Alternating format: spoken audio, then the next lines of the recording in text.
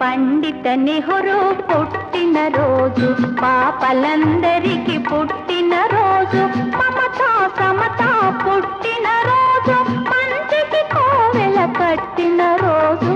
పండిత నెహ్రూ పుట్టిన రోజు, పాపలందరికీ పుట్టిన